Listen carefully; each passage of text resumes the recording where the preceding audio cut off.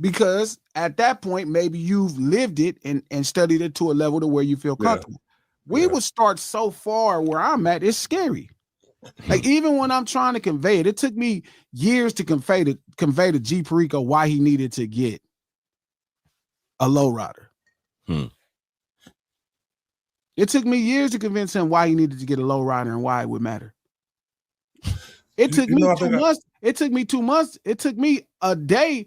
It took me maybe an hour to explain it to Kendrick, and here we are. Because he was way ahead of the curve. And it was like, so I'm conveying something to him, and he's like a scholar. Perico is a scholar in the culture, but then the artistic expression, trying to explain to him why a 6'4" matters more than a Benz. It took me years. He just got a Trey, a 63 Impala. Crazy. You know why I feel like I could do it? Why I feel like I do it though? Or I done did it? Because I got kids though too. You know what I'm saying? So it's like teaching them hip hop was like I had to teach them from the beginning. Like this what it is, like that. You know what I'm saying? But you got kind of a clean slate with them though. Yeah, it's a clean slate. They had no pollution. Imagine your kids arguing. I'm talking with a blank canvas. You know what I'm Imagine saying? your kids trying to argue with you about hip hop. They can't do that. They can't do that. They gotta be crazy. Like, no, Dad, because Drake said 6ix9ine. 6ix9ine said this. What? You mean I'm having this? And it's like, even about street urban culture, it's like we start talking about how we live. We having this conversation, and I'm like, bro, like, why they keep talking about what happened to him? What does that have to do with the police arresting him for crimes and him telling on their crimes to avoid accountability for his crimes? What would that have to do with loyalty? Well, it just goes back to what I be saying about that all the time, be with you. I'm just not, I got to try to figure out if somebody's qualified for me to have this conversation with you. You know what I'm saying? To be sitting down and just talking about, you know, the qualifications ain't enough up there, enough to be talking about this type of with you. That's why I sway away from that early. Like I don't even like doing that at all. But again, even talking to you about it is different, right? So having these conversations with people, to me, like some people, I got to remember that what some people want is different. Like the version of game that I know is different than the version of game that you know. Mm-hmm. Purpose, because that's on purpose. It's not like we know two different people because by accident. We know two different people because it's on purpose. Right.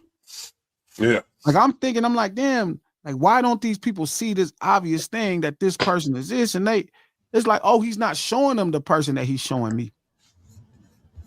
Or he's not showing the person that I see.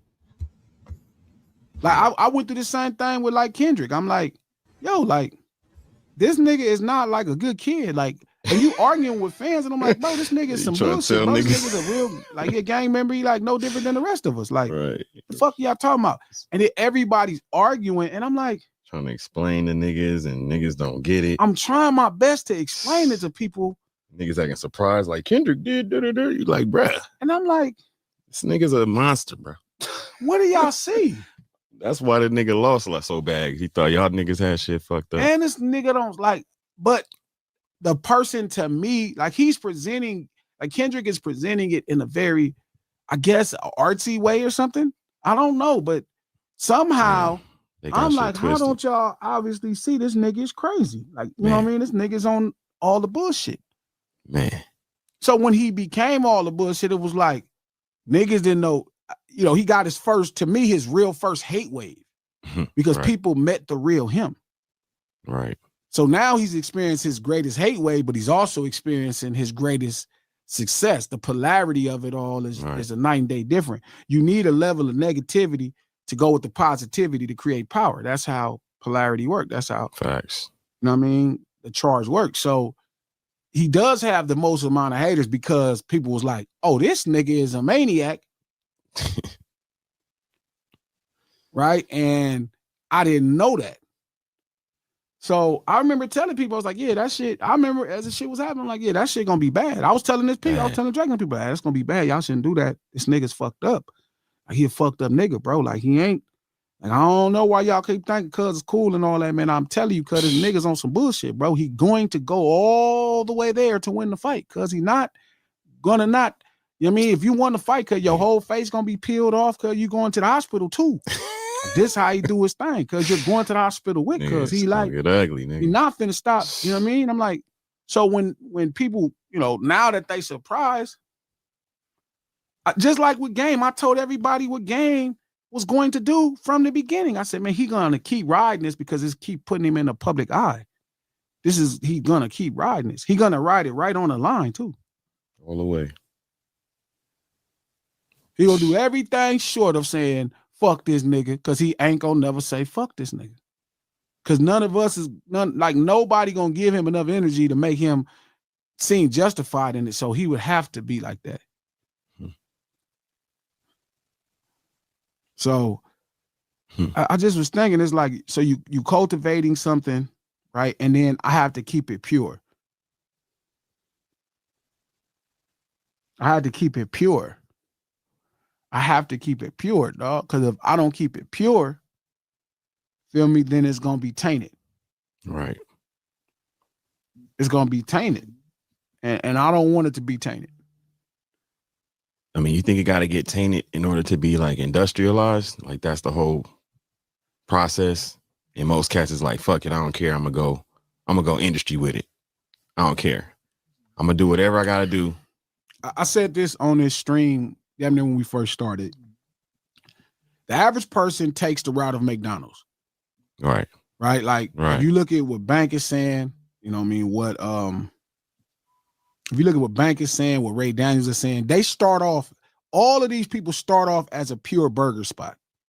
Right. Right? No different than Norm and Mac, the guys who created McDonald's, the brothers that made McDonald's, San Bernardino. That's a West Coast product too.